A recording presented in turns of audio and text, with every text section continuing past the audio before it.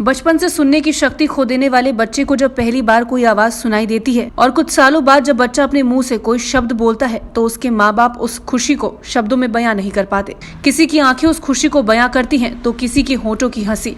ये एक ऐसा पल होता है जिसके लिए जन्मजात मूक व बधिर बच्चों के माँ बाप तरसते रहे हैं। ऐसे ही 63 बच्चे जो जन्म से बोल सुन नहीं पाते थे, उनकी सफलतापूर्वक कोक्लियर इम्प्लांट सर्जरी कर जिंदल अस्पताल ने उन्हें सुनने व बोलने लायक बनाया और उनके माँ बाप को अकल्पनीय खुशी प्रदान की है। अब ऐसे 50 से अधिक बच्चों के माता पिता इस खुशी की तलाश में हैं और यदि समय रहते उन्हें महंगे इलाज के लिए आर्थिक मदद नहीं मिली तो वो पूरी उम्र इस खुशी को तरसते रहेंगे। ये बात जिंदल अस्पताल के ENT विभाग की डायरेक्टर व medical superintendent ENT specialist doctor Madhuri Mehta ने पत्रकारों से बातचीत के दौरान कही। नाम बताओ। हिमांशी। हाँ। गिनती बोलो।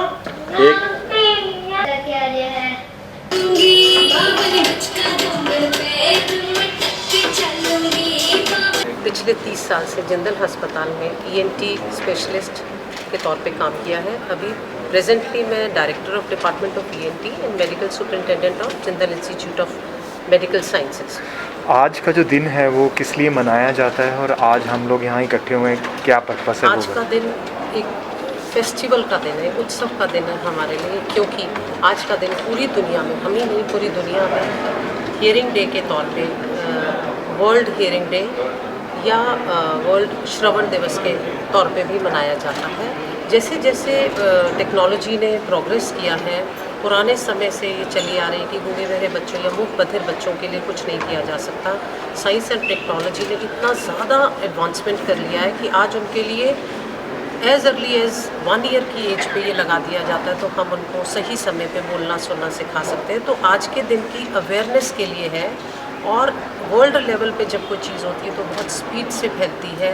आम इंसान तक पहुंचाने की मुहिम हमारी है, क्योंकि हम मीडिएटर्स हैं और करता भी हैं। हम ठीक भी करना चाहते हैं और सोसाइटी को अवेयर भी करना चाहते हैं कि इतने ज़्यादा चेंजेस आ गए हैं कि अब ये बड़े बड़े अस्पतालों की चीज़ नहीं रह गई है। ये पूरे देश में पेरिफेरी के लेवल पे जाके हम परकोलेट कर रहे हैं। ऑफ कोर्स इसके लिए मशीन जल्दी से देती नहीं है कंपनी, क्योंकि ये 6,09,000 की मिनिमम कॉस्ट है एक मशीन की। तो जो कर सकते हैं कम से कम 25-30 जिन्होंने कर लिए हों, उन्हीं को ये अकेले करने का वो मिलता है। तो ये लिमिटेशन डेफिनेटली है, बट इसके लिए सीखना ज़रूरी है और करके 2 साल की उसके बाद की ट्रेनिंग है माँ बाप की भी, और उसको भाषा सिखाना, उसको सक्षम बनाना कि आम वार्तालाप कर सके, स्कूल जा सके। जिंदल हॉस्पिटल में अब तक कितने इस तरह के ऑपरेशंस हुए हैं जो बिल्कुल क्रिटिकल थे? हाँ। और कितने बच्चे जो हैं जिनको ये 5 साल से हमने इसको शुरू किया। शुरू में अभी भी हम 37 बच्चों का सफल ऑपरेशन कर चुके हैं। हर बच्चा सुन बोल पा रहा है, पर माँ बाप की कमिटमेंट के ऊपर है कि कई बच्चे नाचने गाने लगे और स्कूल जा रहे हैं, कई थोड़ा स्लो प्रोसेस में हैं।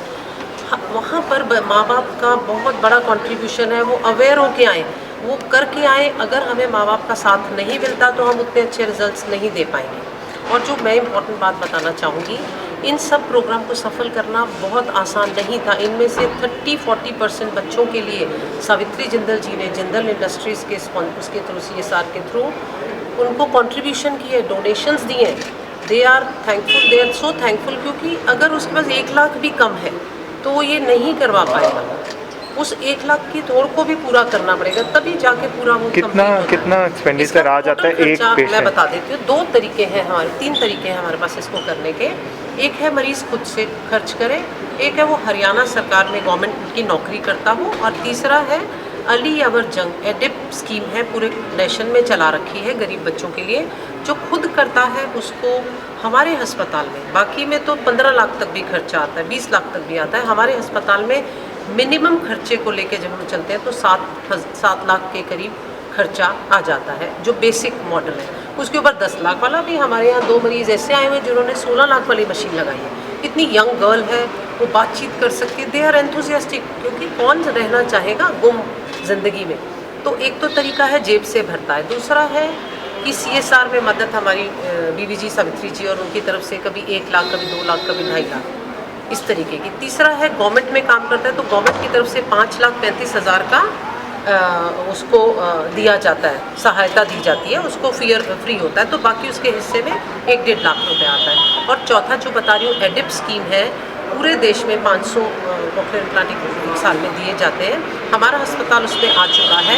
बहुत ही हर्ष की बात है कि सिवाय मेदांता के हरियाणा में और कहीं नहीं हो रहा, गुड़गांव में एक जगह है बट वो बहुत ही लोअर स्तर पे हो रहा है। तो हमें उनसे साल में 2-3 बच्चों को एडिप की संस्था से भी उनको कुछ सर्टिफिकेट देने पड़ते हैं कि गरीबी रेखा से नीचे हैं कुछ है, तो वो मदद मिल जाती है। हम उनके भी ऑपरेशंस कर रहे हैं, इनमें से कई बच्चे वो भी हैं। कॉकलियर इम्प्लांट जब किया जाता है तो उसमें सक्सेसफुल होने के कितने चांसेस रहते हैं, और ये जो इम्प्लांट है क्या ताउम्र चलता है या बीच में हाँ चेंज कराना? सक्सेसफुल होने के लिए हम पहले कुछ ज़रूरी टेस्ट करवाते हैं, सीटी, एमआरआई, सुनाई की जांच, बेरा, देख लेते हैं कि वो वाला हिस्सा ख़राब होना चाहिए जिसे कॉकलियर इम्प्लांट से रिप्लेस किया जाए। अगर उसकी नसें ही सिकुड़ गई हैं तो उसमें ब्रेन स्टेम इम्प्लांट होता है जो बहुत रेयर होता है, बीमारी भी रेयर होती है और ऑपरेशन भी। मोस्टली कॉकलियर इम्प्लांट में कॉकलिया के यंत्र नहीं डेवलप हुआ होता, तो ऐसे केसेस में अगर हमने पहले बहुत अच्छे से उनका शिनाख्त कर ली, उनकी सारी जाँच कर ली है, तो लगभग 100% चांस है कि बच्चा सुनने लगेगा। उसके बाद की ट्रेनिंग के ऊपर है। ऑपरेशन के कोई कॉम्प्लिकेशंस हो वो एक अलग इशू है जो यूजुअली अच्छे से करो तो नहीं होती। So very very successful operation. और दूसरा सवाल क्या था आपका? ताउम्र चलता है या ताउम्र चेंज कराना चलता है, जो अंदर वाला है वो ताउम्र चलता है, उसको डाल दिया ऑपरेशन पे। बाहर वाले में कभी बच्चे ने क्योंकि छोटे बच्चे होते हैं खींच दिया, तो हम क्या करते हैं ऑपरेशन से 3-4 महीने पहले उसको एक मशीन लगा देते हैं जिसकी उसको आदत डालते हैं, जैसे चश्मे की डालनी पड़ती है। पर डेफिनेटली उसमें कई बार बाहर का मैग्नेट ख़राब हो सकती है, प्रोसेसर ख़राब हो सकता है, माइक्रोफोन ख़राब हो सकता है, तो वो रिप्लेसेबल। और इनमें जैसे जैसे आगे बढ़ते जा रहे हैं ये अपने मशीन में इस तरीके का रखते हैं प्रोविज़न कि वो एडवांसमेंट करते जाए उसके अंदर। टेक्निक और टेक्नोलॉजी इम्प्रूव के साथ साथ उसमें चेंजेस हो सकते हैं। कुछ बेसिक से हैं जिनमें नहीं हो सकते, पर उससे महंगा ले पाने की उनकी क्षमता नहीं होती। बट सुनाई के लिए वो आम जन से क्या आप मैसेज? आम जन से यही मैसेज है कि आगे आए। प्रेस को मैं बहुत ज़रूरी पार्ट मान रही हूँ, मैं आपको रिक्वेस्ट कर रही हूँ कहीं भी, क्योंकि बड़े शहरों में मुंबई, कलकत्ता, दिल्ली में मैं देखती हूँ कंट्रीब्यूटर्स हैं, वो हो गए टाटा वाले, हो गए महिंद्रा एंड महिंद्रा, हो गए रिलायंस, हो गए। हमारे यहाँ पे सिवाय हमारे जिंदल परिवार के और किसी तरीके की मदद नहीं हो पा रही है। तो कोई ऐसा कोष हो जिसके ज़रिए हम जुड़ सकें कॉकलियर इम्प्लांट के मरीज़ों को।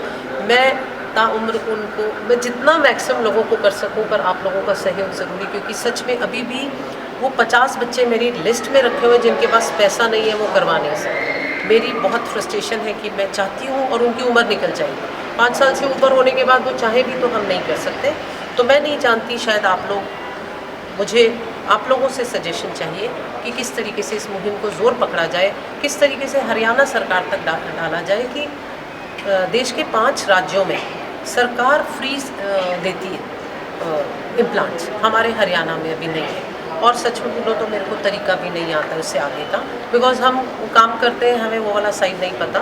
तो अगर आप लोग किस तरीके से इसमें हमें मदद करें तो एकदम से लेवल उठ जाएगा बच्चों का। और आप लोगों का बहुत बहुत शुक्रिया है आने के लिए और इसको एक सक्सेसफुल इवेंट बनाने। Bureau report A1 Haryana.